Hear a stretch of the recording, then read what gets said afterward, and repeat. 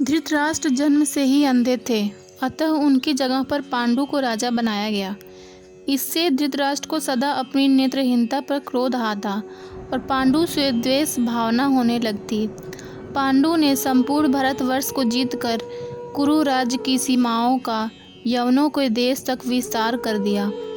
एक बार राजा पांडु अपनी दोनों पत्नियों कुंती तथा माद्री के साथ आखेट के लिए वन में गए। वहां उन्हें एक मृग का प्रणयरत जोड़ा दृष्टिगत हुआ। पांडु ने तत्काल अपने बाण से उस मृग को घायल कर दिया। मरते हुए मृग रूपधारी निर्दोष ऋषि ने पांडु को श्राप दिया, राजन, तुम्हारे समान क्रूर पुरुष इस संसार में कोई भी नहीं होगा। तूने मुझे प्रलय के समय बाण मारा है, अतः जब कभी भी तू प्रलयरत होगा तेरी मृत्यु हो जाएगी। इस शाप से पांडु अत्यंत दुखी हुए और अपनी रानियों से बोले, हे देवियों, अब मैं अपनी समस्त वासनाओं का त्याग करके इस वन में ही रहूँगा।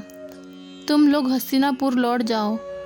उनके वचनों को सुनकर दोनों रानियों ने दुखी होकर कहा, नाथ, हम आपके बिना एक क्षण भी जीवित नहीं रह सकते।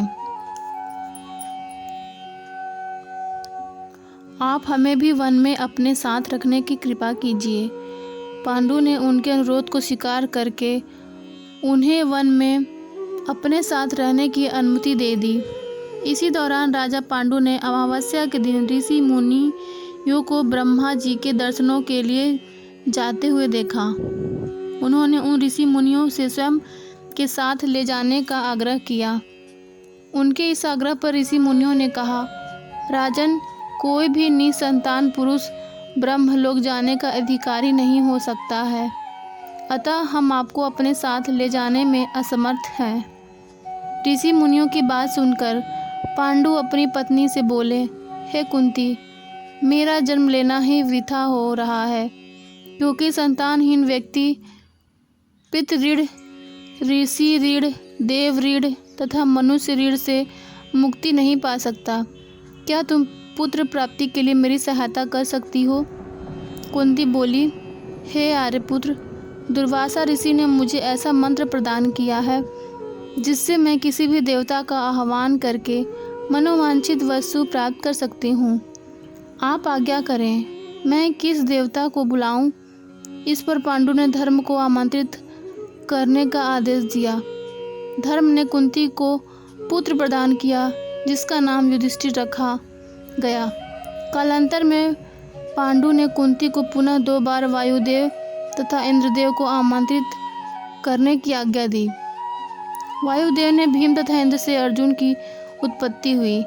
तत्पश्चात पांडु की आज्ञा से कुंती ने माद्री को उस मंत्र की दीक्षा दी। माद्री ने अश्विनी कुमारों को आमंत्रित किया और नकुल तथा सहदेव का जन्म हुआ।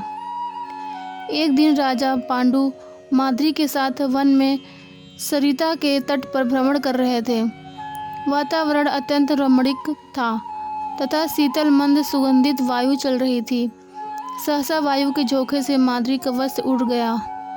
इससे पांडु के मन चंचल हो उठा और वे प्रणय में प्रवृत्त हुए ही थे कि शापवश उनकी मृत्यु हो गई। माद्री उनके साथ सती हो गई, किंतु पुत्रों के पालन पोषण के लिए कुंती हस्तिनापुर लौट आई। वहाँ रहने वाले ऋषि मुनि पांडवों को राजमहल छोड़कर आ गए। ऋषि मुनि तथा कुंती के कहने पर सभी ने पांडवों को पांडु का पुत्र मान लिया और उनका स्वागत किया।